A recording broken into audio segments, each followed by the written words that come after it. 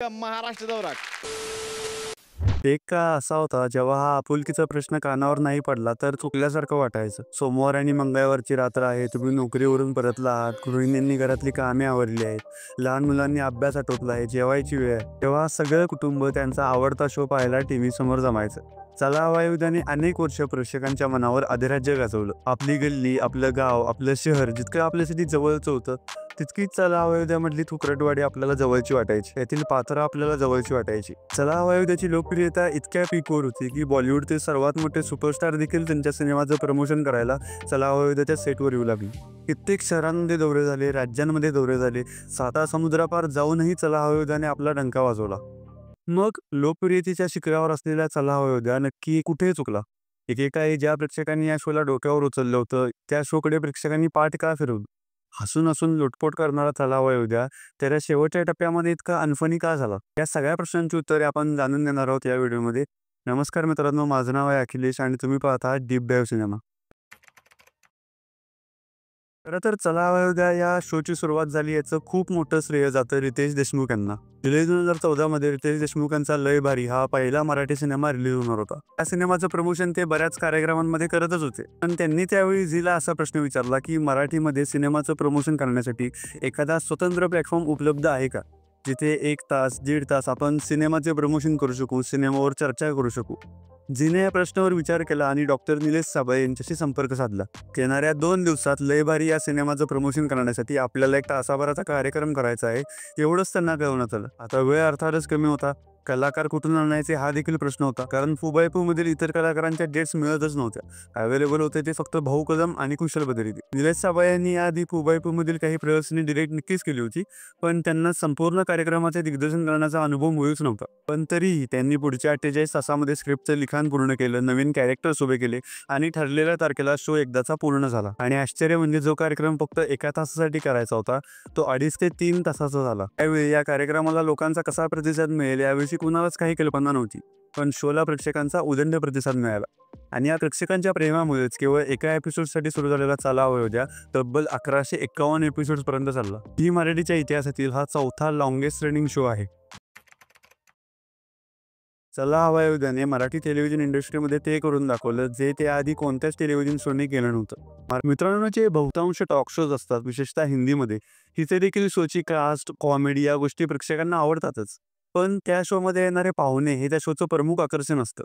म्हणजे बॉलिवूडचे कोणते तरी मोठे स्टार्स जे 1 वर्षानंतर 2 वर्षानंतर नवा सिनेमा घेऊन येत आहेत, किंवा काही मोठे क्रिकेटर्स ज्यांना त्यांच्या खेळातून फार वेळ काढणे शक्य होत नाही, असे जेव्हा पाहुणे शो मध्ये येतात तेव्हा शोची चर्चा जास्त होते, शो जास्त पाहिला जातो. पण चला हवा येऊद्याचं वैशिष्ट्य हेच. उलट मी म्हणेन की चला हवा येऊद्यामुळेच कित्येक सिनेमांची नावे प्रेक्षकांपर्यंत पोहोचू शकतात. जिथे मराठी सिनेमांची मार्केटिंग चांगली होत नाही अशी प्रेक्षकांची नेहमीची तक्रार असते, तिथे चला हवा येऊद्याने मराठी सिनेमाचं प्रमोशन करण्यामध्ये खूप मोठ्या प्रमाणात हातभार लावला. डिसेंबर 2015 मध्ये चला हवा येऊद्याचा महाराष्ट्र दौरा हे पर्व सुरू झालं आणि महाराष्ट्रातल्या अनेक शहरांमध्ये, जिल्ह्यांमध्ये शोचे दौरे झाले. चला हवा येऊद्याच्या फॅन्समध्ये या शोचा दौरा आपल्या शहरामध्ये कधी होतोय याबाबत खूप उत्सुकता होती. या पर्वाला प्रेक्षकांचा अर्थातच खूप चांगला प्रतिसाद मिळाला आणि त्यानंतर चला हवा येऊद्या हा केवळ मोठाच होत गेला. त्याने थांबायचं नावच घेतलं नाही.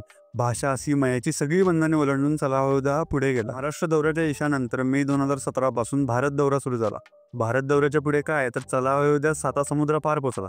जानेवारी 2018 मध्ये जगभर चला हवा येऊद्या हे पर्व सुरू झालं आणि नावाप्रमाणेच संपूर्ण जगभर चला हवा येऊद्याची हवा चालली. याच दरम्यान चला हवा येऊद्याने बॉलिवूडला देखील भुरळ पाडली. शाहरुख खान, सलमान खान, आमिर खान, अक्षय कुमार, अजय देवगण, रणवीर सिंग, करण जोहर, रोहित शेट्टी, माधुरी दीक्षित, बॉलिवूडची जीही मोठी नावे आपल्या डोळ्यासमोर येतात ती सर्व त्यांच्या सिनेमाचं प्रमोशन करायला इथे येऊन गेली होती. यावरून हे दिसतं की चला हवा येऊद्या आता एक रिजनल शो राहिला नव्हता, तो आता एक नॅशनल लेवलचा शो झाला होता, ज्याची दखल बॉलिवूडला देखील घ्यावी लागत होती. या पर्वांच्या यशानंतर होऊ दे व्हायरल, सेलिब्रिटी पॅटर्न यासारखे देखील पर्व आली, त्यालाही प्रेक्षकांनी खूप चांगला प्रतिसाद दिला. पण मग यशाच्या शिखरावर असणारा चला हवा येऊद्या नक्की फसला कुठे? इथे मला अमुक कलाकारांनी चला हवा येऊद्या का सोडला किंवा कोणता कलाकार रिप्लेस का झाला या कारणांवर बोलायचं नाही. इथे मला मूळ मुद्द्याला हात घालायचा आहे की एकेकाळी प्रेक्षकांच्या मनावर अधिराज्य गाजवणारा चला हवा येऊद्या प्रेक्षकांना आपल्यासोबत का टिकवू शकला नाही? चला हवा येऊद्याच्या शेवटच्या टप्प्यामध्ये प्रेक्षकांनी शोला सपशेल का नाकारलं? शोच्या विनोदाचा दर्जा इतका का ढासळला? एकेकाळी महाराष्ट्राचा नंबर 1 रियालिटी शो असणाऱ्या चला हवा येऊद्यावर नक्की बंद होण्याची वेळ का आली? मित्रांनो, जेव्हा हा प्रश्न येतो ना तेव्हा त्याची बरीच टिपिकल उत्तरे ऐकायला मिळतात. जी खरी देखील आहे त्यावर आपण चर्चा करणारच आहोत. जसे की कॉमेडीचा दर्जा ढासळला, तोचतोचपणा जाणवू लागला, शो कंटाळवाणा झाला. या सगळ्या विषयी तर आपण बोलणारच आहोत.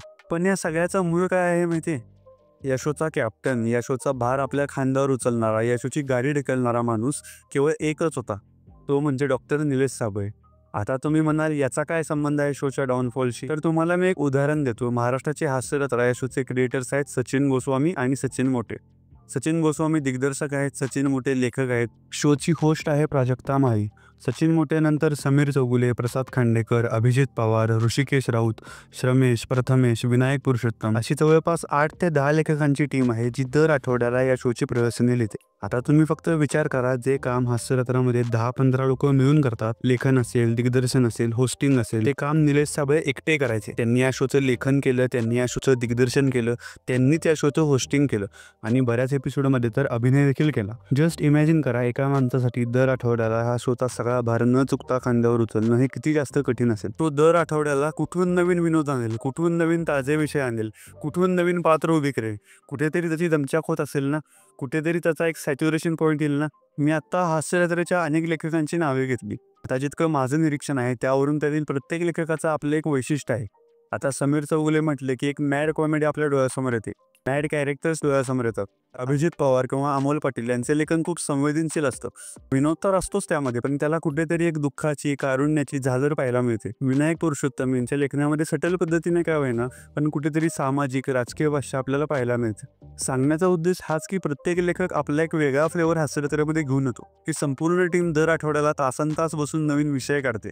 पण चला हवा युद्धामध्ये लेखनाची जबाबदारी फक्त निलेश साबळेंकडे होती. तर तुम्ही म्हणाल निलेश साबळे सुद्धा अशा एका टीम सोबत काम करू शकले नसते का? तर निश्चितच करू शकले असते. पण मित्रांनो, कसं आहे, चला हवा युद्धाचा जो फॉर्मॅट आहे तो खूप वेगळा आहे. चला हवा युद्धाची कॉमेडी ही सिनेमाच्या प्रमोशनच्या अवतीभोवतीच घडायची. हास्यरत्नाप्रमाणे 3 किंवा 4 स्किट्स एका एपिसोडमध्ये नसायचे.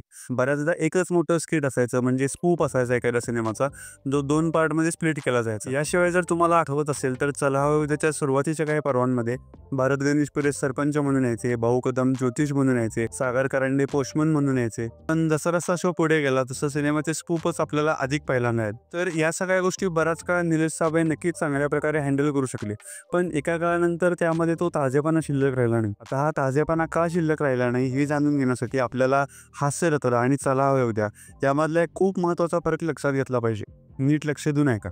जेव्हा तुम्ही समीर चौगुलेंचं नाव घेता तेव्हा तुमच्यासमोर सत्यशील सरपोतदार येतो, सुमारिया चौगुले येतो, बॉसला त्रास देणारा एक वातावरण एम्प्लॉय डोळ्यासमोर येतो. पण जेव्हा तुम्ही भाऊ कदम यांचं नाव घेता तेव्हा तुमच्या डोळ्यासमोर फक्त भाऊ कदम येतात. निश्चितच त्यांनी देखील खूप कॅरेक्टर्स केलेले आहेत, पण ती यासाठी प्रसिद्ध नाही आहेत की ती कॅरेक्टर्स खूप वेगळे आहेत. ती यासाठी फेमस आहेत कारण ती भाऊ कदम यांनी निभावले आहेत. चला हवा युद्धामधला जो विनोद आहे ना, तो अभिनेत्यांची वैशिष्ट्ये, व्यंग्यावरील टिप्पण्या यामधून येतो. हास्यरत्नाचा जो विनोद आहे ना, तो सिच्युएशनमधून येतो, तो कॅरेक्टर्समधून येतो. जेव्हा भाऊ कदमची स्क्रीनवर फजिती होते तेव्हा तुम्ही भाऊ कदमवर हसत असता. जेव्हा सुमारिया चौगुल्याची फजिती होते तेव्हा तुम्ही सुमारिया चौगुल्यावर हसत असता. हास्यरत्ना काय करते? हास्यरत्ना कलाकारांना कोणतरी पात्र देते, त्यांना कोणत्या तरी सिच्युएशनमध्ये फसवते आणि तिथे निर्माण झालेली सिच्युएशन कॉमेडी पाहून आपण हसतो. आणि याच्या उलट चला हवा युद्धाचा उद्देशच प्रमोशन करणे हा आहे. तो त्याचा स्किट करताना पाहुण्यांकडे पाठ फिरू शकत नाही. पाहुण्यांची इंटरॅक्शन करणे त्याला बंधनकारक आहे. जेव्हा पाहुण्यांवर विनोद करावे लागतात तेव्हा त्यांच्यामधला कलाकार आपसुकच बाहेर होतो. प्रेक्षक म्हणून आपल्यालाही यातून समजते की पेहराव जरी कोणताही असला तरी आपण स्क्रीनवर भाऊ कदमला पाहतोय, सागर कारंडेला पाहतोय, भारत गणेश पुरेला पाहतोय, कोणत्या वेगळ्या पात्राला पाहत नाही होत. ज्या प्रकारची पात्र हास्यरत्ना उभी करू शकते तशी पात्र चला हवा युद्ध उभी करू शकत नाही. कारण दर आठवड्याला नवीन पाहुणे येणार आहेत. तुम्हाला सिनेमा डोळ्यासमोर ठेवून त्याच्यातले पाहुणे डोळ्यासमोर ठेवून लेखन करायचे, पात्र लिहायचे. तुमचं स्किट या सगळ्यापासून भलत्याच दिशेला जाऊ शकत नाही. हास्यरत्ना कोणत्याही विषयाला हात घालू शकते, कोणत्याही विषयावर स्किट लिहू शकते, पण चला हवा युद्ध त्याच्या ठराविक चौकटीच्या बाहेर जाऊ शकत नाही. तुम्ही एका कलाकाराला शेकडो वेगवेगळी पात्रे देऊन त्या पात्रांमधून विनोद काढू शकता, पण केवळ एका कलाकारावरच शेकडो विनोद तयार करू शकत नाही. आणि यामुळेच काय झालं की चला हवा युद्धाचे विनोद खूपच रिपिटेटिव्ह होऊ लागले. आता एक पाहुणा कुरडवाडीमध्ये एकदा आला तर तुम्ही त्याच्यावर विनोद करू शकता, 2दा आला, 3दा आला तर प्रत्येक वेळी तुम्ही त्याच्यावर काय विनोद करणार आहात? कलाकारांनाही तसंच आहे. सिनेमाचा जो मुख्य नायक आहे तो भाऊ कदम करणार, मग त्याच्या रंगावर विनोद होणार, सागर कारंडे कुशल बदलके स्त्रीच्या वेशामध्ये येणार, अंकुरच्या उंचीवर विनोद होणार, भारत गणेशपुरे नेहमीप्रमाणे हिरोईनच्या वडिलांचा रोल करणार. सो हे सगळे जे ट्रोप्स आहेत ते इतके जुने झाले होते की त्यामधली ती मजाच निघून जायला लागली होती. तर या सगळ्याचा सॅच्युरेशन पॉईंट आला होता आणि यामुळे चला हवा येऊद्याचा कॉमेडीचा दर्जा हा घसरत गेला. दुसरं कारण जे मला वाटतं ते म्हणजे चला हवा येऊद्याने त्याच्या संपूर्ण प्रवासामध्ये कुठेच मोठे ब्रेक घेतलेले नाहीत. शो सुरू झाला, त्याला प्रसिद्धी मिळाली आणि ती इतकी वाढत गेली की शोला कुठे थांबावंसंच वाटलं नाही किंवा त्यांना थांबता आलं नाही. तुम्हाला जर फ्रेश आयडियाज हव्या असतील, आपल्या चुका कुठे होत आहेत, आपल्याला कुठे सुधारणा केल्या पाहिजेत, यावर चिंतन करायचं असेल, काहीतरी नवीन करायचं असेल, तर तुम्हाला कुठेतरी विश्रांती मिळायला हवी.